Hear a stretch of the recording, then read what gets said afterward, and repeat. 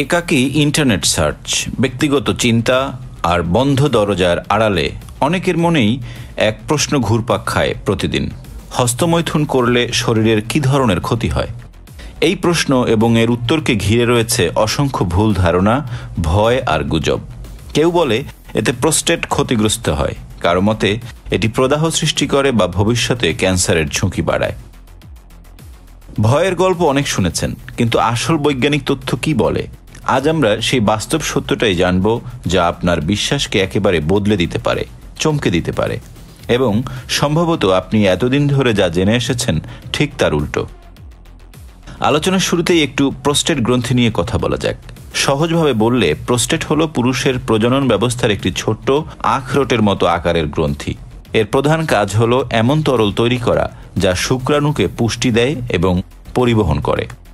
এই ছোট গ্রন্থিটি মূত্রাশয়ের নিচে এবং রেকটামের সামনে অবস্থান করে। আকারে ছোট হলেও বয়স বাড়ার সঙ্গে সঙ্গে প্রোস্টেট পুরুষের স্বাস্থ্যে বিশাল ভূমিকা রাখে।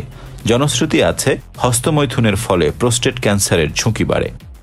এই ভয়গুলো একেবারে অমূলক নয়। প্রোস্টেট ক্যান্সার হলো পুরুষদের মধ্যে সবচেয়ে সাধারণ ক্যান্সারগুলোর একটি। তাই এত জটিল একটি বিষয়ে কেবল জনশ্রুতির উপর নির্ভর করা যুক্তিযুক্ত নয়, বরং দরকার বিজ্ঞান নির্ভর গবেষণা।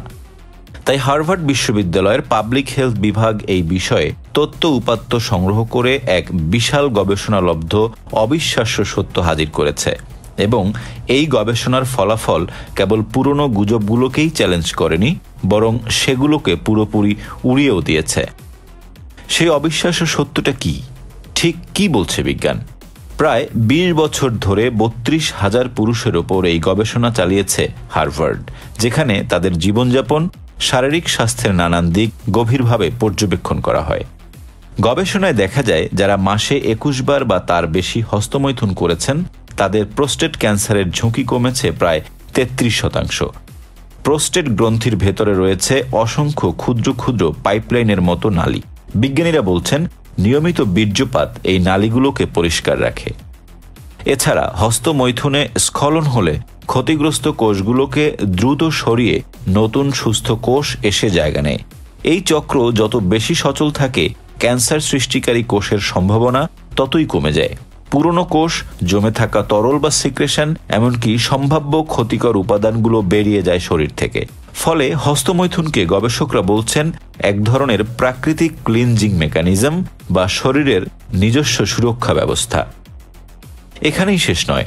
বিজ্ঞান বলছে, দীর্ঘমেয়াদী মানসিক চাপ বা ক্রনিক স্ট্রেস আমাদের শরীরে প্রদাহ বাড়িয়ে দেয়, যা বিভিন্ন ধরনের ক্যান্সারের জন্য বড় একটি ঝুঁকি। সেক্ষেত্রে নিয়মিত বীর্যপাত, হোক সেটি যৌন সঙ্গমের মাধ্যমে কিংবা হস্তমৈথুনের মাধ্যমে, টেনশন কমায়, মানসিক চাপ কমায়। আর চাপ কমলে দেহের অভ্যন্তরীণ প্রদাহও কমে যায়। ফলে প্রোস্টেটের জন্য তৈরি হয় একটি স্বাস্থ্যকর পরিবেশ।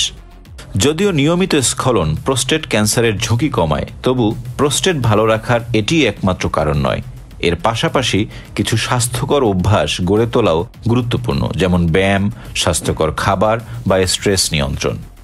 ফলমূল, শাকসবজি ও স্বাস্থ্যকর চর্বি প্রোস্টেটের জন্য বেশি উপকারী। এছাড়া গ্রিন টি ও ওমেগা-3 ফ্যাটি অ্যাসিড সমৃদ্ধ খাবারও প্রোস্টেটের জন্য খুবই ভালো। নিয়মিত শরীরচর্চা ও ওজন নিয়ন্ত্রণও প্রোস্টেট ক্যান্সারের ঝুঁকি কমাতে খুবই গুরুত্বপূর্ণ। অবিশ্বাস্য মনে হলেও এসব কোনো বানোয়াট গাল গল্প নয়, বিজ্ঞান নির্ভর সত্য। বিজ্ঞান বলছে, একটি সুস্থ যৌন জীবনের জন্য হস্তমৈথুনও অত্যন্ত গুরুত্বপূর্ণ। প্রোস্টেট নিয়ে যত ভুল ধারণা আছে, তার বিপরীতে বিজ্ঞান বলছে, সঠিক অভ্যাস, স্বাস্থ্যকর জীবনযাপন এবং প্রয়োজনীয় শরীরচর্চার পাশাপাশি নিয়মিত বীর্যস্খলন হতে পারে প্রোস্টেট ক্যান্সারের ঝুঁকি কমানোর একটি স্বাভাবিক ও কার্যকরী উপায়। আমাদের শরীরের জন্য কোন অভ্যাসগুলো সবচেয়ে বেশি জরুরি বলে আপনি মনে করেন? আপনার মতামত জানান কমেন্ট বক্সে।